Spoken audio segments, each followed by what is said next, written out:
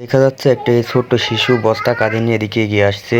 মনে হচ্ছে সে একজন টোকাই। হ্যাঁ, আসলে সে একজন টোকাই। সে আমার একমাত্র ছেলে।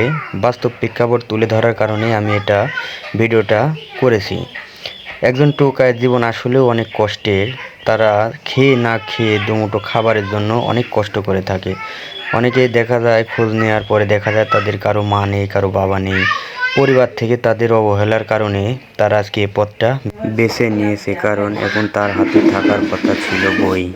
তার হাতে বই না উঠিয়ে দেওয়া হয়েছে একটি বস্তা, দুটা টাকার আশায়। আসলে এটাই কি আমাদের বিবেক? একবার বিবেককে জাগ্রত করুন। এই শিশুগুলো আজকে টোকাই থেকে কালকে হবে সন্ত্রাস, চাঁদাবাজ। এরা দেশকে কি দেবে? আসলে আমরা যদি সচেতন হই, আমরা যদি তাদের পাশে এসে দাঁড়াই, অবশ্যই সঠিক পথ বেছে নিয়ে দেশকে সামনের দিকে এগিয়ে নিয়ে যেতে পারবে। নাম কি? আমার নাফিস। তুমি কি করো? আমি বোতল কোলাই।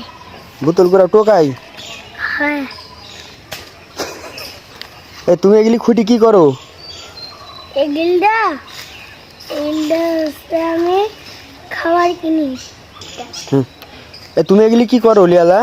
এগুলো আমি বেশি বেশি কি করো ওই টাকা? ওই টাকা আমার আব্বাকে দিই। কয় টাকা হয় বেশি? 100 টাকা। 100 টাকা? ও আচ্ছা, ঠিক আছে, তাহলে যাও, তুমি এখন চলে যাবে বাড়ি? ঠিক আছে। তুমি কি দুই পরে ভাত খাই যাও আজ? না।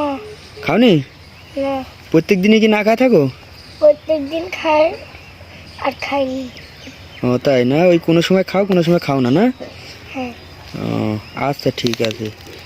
তুমি স্কুলে যাও না? না, তোমার বয়স কয় বছর? 6 বছর। 6 বছর? আচ্ছা, ঠিক আছে। একটা কথা আছে, জন্ম হোক যথা তথা কর্ম হোক ভালো। আসলে সে তো জন্মের পরে এই কর্মটা সে চায় নাই, ভাগ্যে তাকে এখানে টেনে এনেছে। আমরা সবাই সকল শিশুর জন্য দোয়া করি এবং সকল বাবা মাই সচেতন হই।